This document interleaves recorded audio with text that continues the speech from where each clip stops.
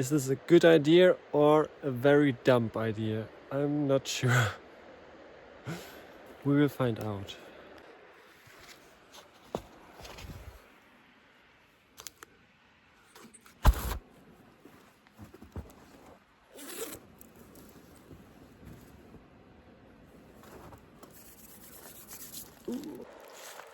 Let's do this.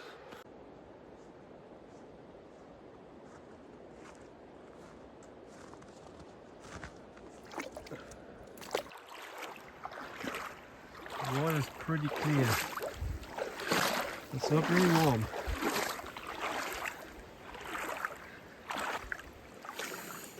So this is my spot.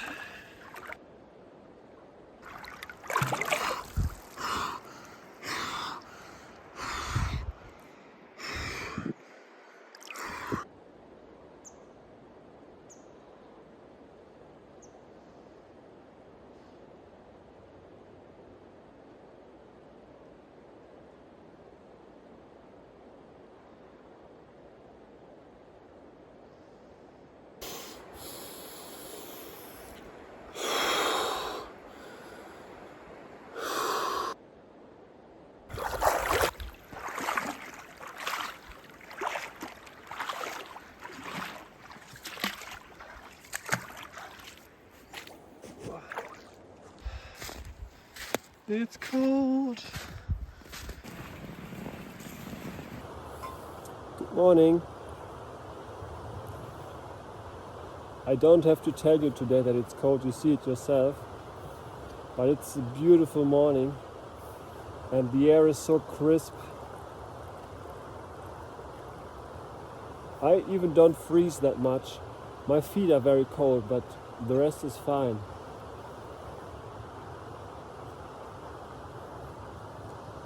So today I recorded a little bit more than usually and I did some edits because it's a special occasion with the snow. I hope you like it. I like it a lot.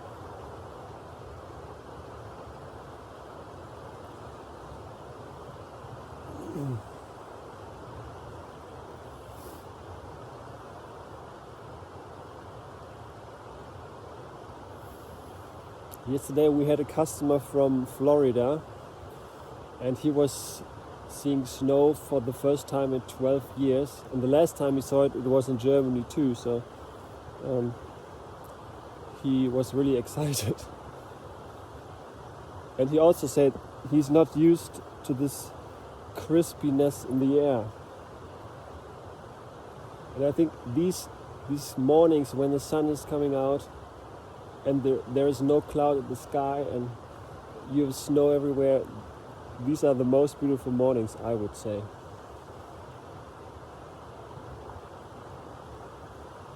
What I don't like about the winter is the thing that it's dark for so long. And it gets dark very early. This is annoying.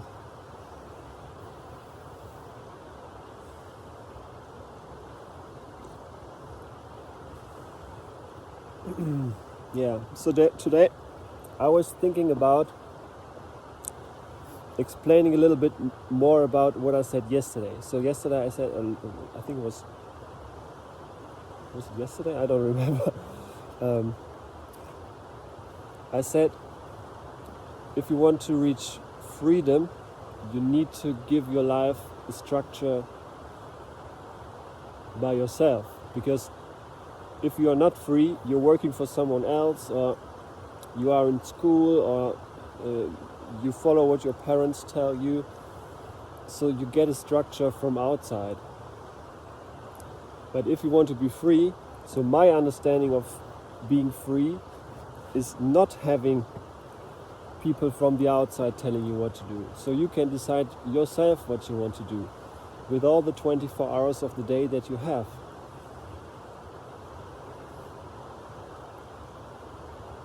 And I know it sounds like a great idea. So nobody really likes working for someone else. I think everyone would like to be his own boss and making his own decisions.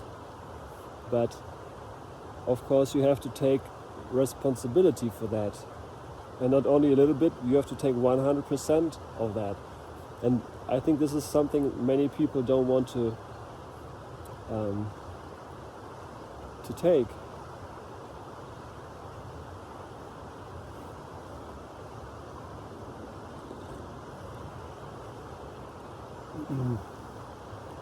In a way, it's pretty easy to just have your job, to have someone telling you what to do, and you don't have to worry about getting the bills paid from your customer. You don't have to worry about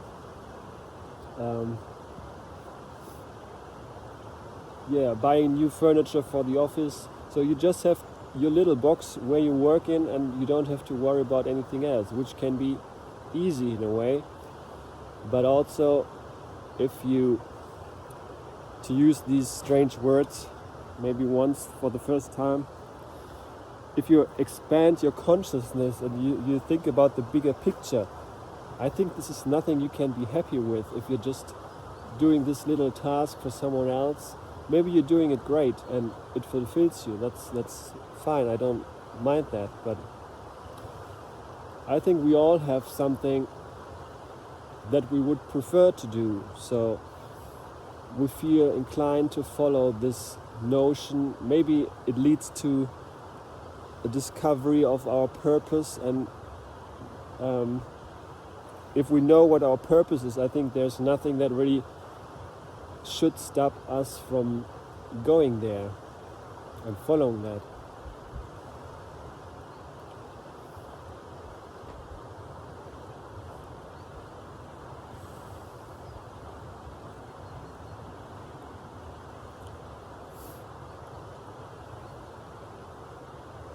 So I think freedom for me means not having a boss telling me what to do, having the freedom to decide where I want to live, where I want to be, where I want to go, and also having the freedom of time so that I can decide when will I do this or when will I do that, and how will I schedule my day so that I can do all the things that are important for me or my mission.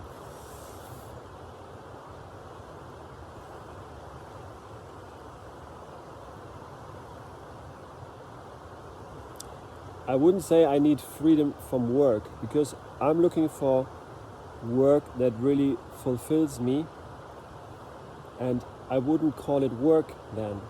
So I would be happy to keep on doing this until I die. And I don't really like this concept, okay, I have to work until I'm 65 or 70 and then I'm retired and then I can do what I want. I think we should do what we really want to do already earlier in our lives, so that we don't look forward till we are 65 or 70. So it should be the opposite. We should be afraid of that time when we have to stop working, because it would mean that we are not able to work anymore, because we like working, we like what we are doing.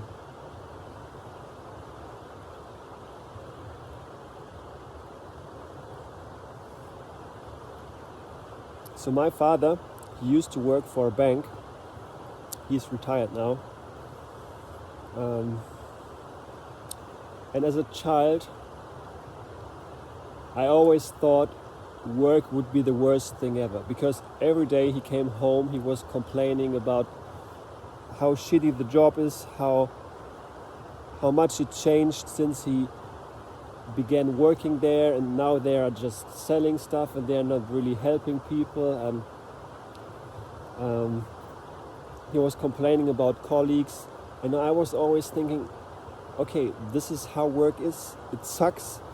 You come home exhausted and angry and unhappy, and you're just waiting for the weekend, or you wait until you're retired, and that's your life, and then you die 10 years later.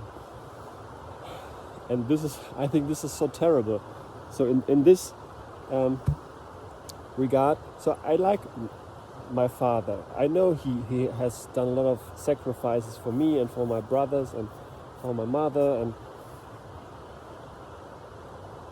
but in this case he was not a good example for me. I was always thinking, why doesn't he change jobs when I was a little bit older? And I realized, okay, you can change jobs. It's not that you have to do that for all your life. But he never did. And he always said, well, I can't because I have 4 children and I'm responsible. And so I felt like I was the reason he is unhappy because he can change jobs, and so he has to do this shitty job, which is not a good thing as a child. And probably I'm carrying this still with me. And but obviously it was unconsciously for him, so I'm not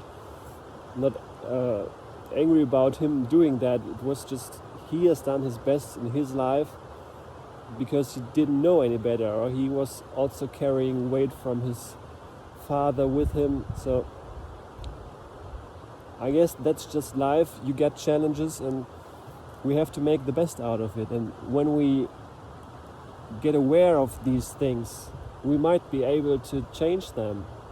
But my father was just too busy to get aware of this, and maybe also too afraid, because then if you realize you've done something wrong all your life, this is, I think, the hardest thing to do.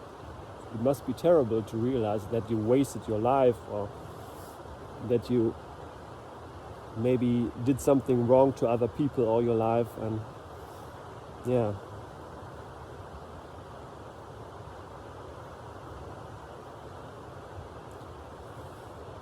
so it took me quite a while also for myself to find my way. And maybe seeing my father struggle with his job for so long, maybe it was the reason why it took me so long to decide what I want to study, what I want to do with my life.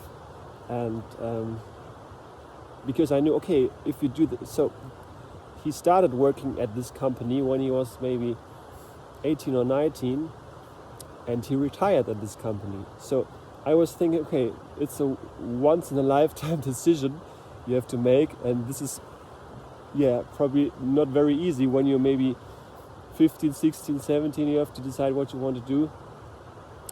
So looking back, I'm not surprised that I struggled with this decision a long time.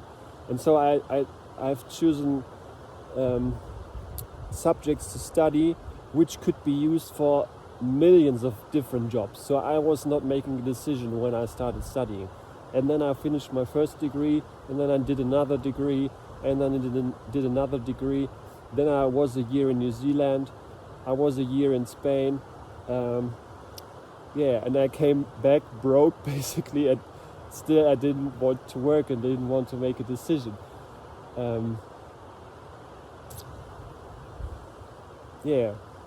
But I got a job in the end. It was not a good job at all. Then I got another one which was a little bit better, and now I got another one. So yesterday I talked to my boss,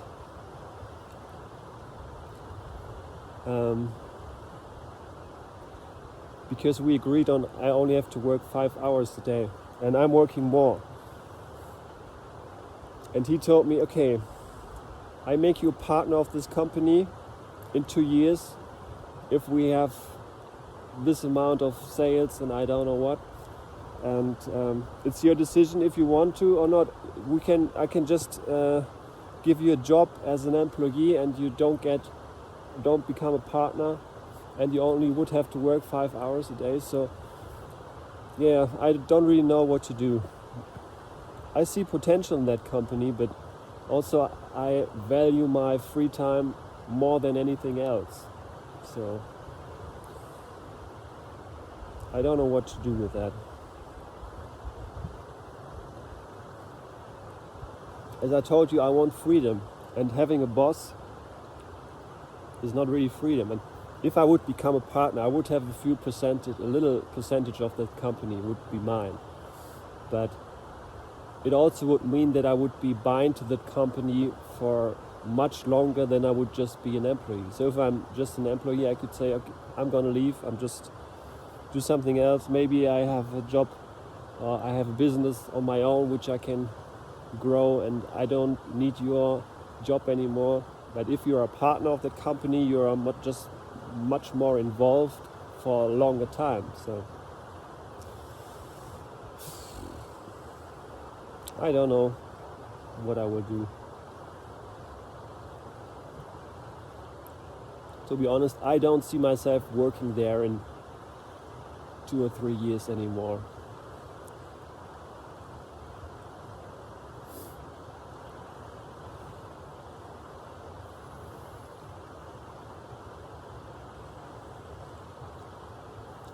Yeah, so maybe let me explain to you what freedom is not for me. What I don't see when I say freedom. So it doesn't mean to me that I have 10 millions on my bank account, euros or dollars or whatever, and I'm just chilling out, buying expensive cars and not doing anything. I think this life is nice maybe for 3 months or so, but I think I would get bored after that, and also I would feel like I'm wasting my life. So I'm not sure if the meaning of life is just buying stuff and chilling out. So like doing these cold plunges here every morning, you have to have some obstacles that you have to overcome. Otherwise, you're getting weaker, your mind is getting weaker, your body is getting weaker, and I think you really need these obstacles and challenges to get strong, to be healthy, and also to have motivation. You need a goal.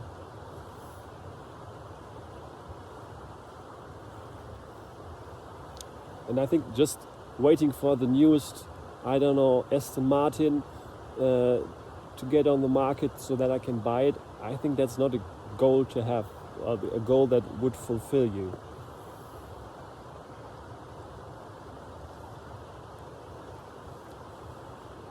So on Monday, I was with my boss and his friend in Affalterbach. That's the city where AMG resides. So they built the faster cars from Mercedes. And there's a car called AMG 1, which costs about 3.5 million euros or something. And this friend of my boss, he picked his up so I could go with them, and it was interesting to see. But I also sat in the car, but it's way too small for me. But it's crazy. You could buy 100 cars that cost 35,000 euros, which are good cars, for one car like this. So I was wondering, would this car make me so much more happier than just having a car that's worth maybe 35,000 euros?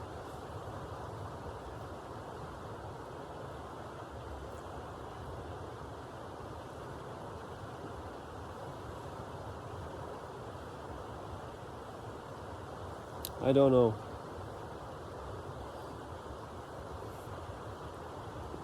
Nevertheless, it was an interesting experience. And you have dozens of people walking you around there, and you get to see all where they manufacture the engines. You don't get there normally. Normal customers don't get there, but we could go through, and you get lunch there. You get hours to really having people explain every function of the car. So this is really a big thing. I think they only built 275 of these cars, and it was nice to be there, but I'm not sure if it would make my life better or worse if I had this amount of money.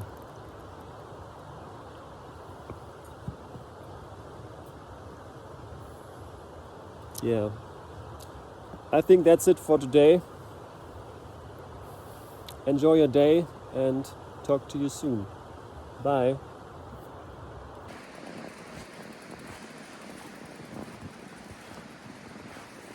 There have been no footprints anywhere, so I'm obviously the only one who's coming down here.